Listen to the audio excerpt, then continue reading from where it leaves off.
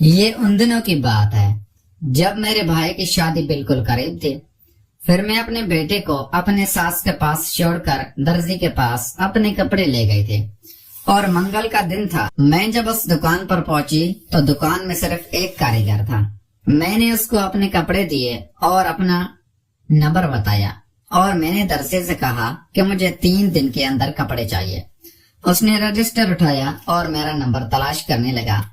میرا نمبر نہیں ملا۔ اب وہ بولا باجی آپ کا نمبر گم ہو گیا ہے، اگر آپ کل اپنے کپڑوں کا سائز لے آئیں تو مہربانی ہوگی۔ میں نے کہا اس کے علاوہ کچھ نہیں ہو سکتا۔ درزی بولا باجی اگر میں آپ کا ناپ لے لوں تو اعتراض تو نہیں ہوگا۔ میں نے کہا کہ کتنی دیر لگے گی؟ تو اس نے کہا کہ 10 منٹ لگیں گے، آپ ناپ لے لو۔ ٹھیک ہے۔ درزی بولا باجی آپ اس کمرے میں آ جائیں۔ پھر میں کمرے میں چلی گئی اور وہ فیت لے کر آ گیا۔ اس نے پھر میرا ناپ لیا۔ جب اس نے میری قمیض کا ناپ لیا تو اس نے مجھے تھوڑا سا دبایا اور بولا باجی آپ کے تو بہت خوبصورت ہیں، اور میں پھر ہنس پڑی۔ اس نے بازو وغیرہ کا ناپ لیا۔ پھر میں بیٹھ گئے۔ درزی نے پھر گپ شپ کی۔ اس کے بعد درزی بولا شلوار پلیز بھیج دینا۔ میں نے کہا کیوں؟ پھر درزی بولا شلوار کی فٹنگ دیکھ کر ہی سلائی کی جاتی ہے۔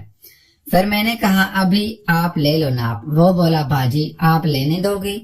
میں نے کہا کہ لے لو۔ پھر وہ میرے قریب آیا اور میری قمیض کی تھوڑی اور لمبی کی ناپ لینے لگا۔ پھر اس کے بعد اس نے مجھے ایک دم سے ٹچ کیا۔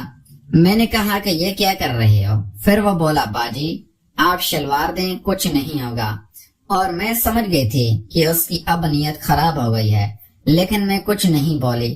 پھر میں کرسی پر بیٹھ گئی۔ اس نے بولا باجی آپ نے کبھی گیلری دیکھی ہے؟ میں نے بولا نہیں۔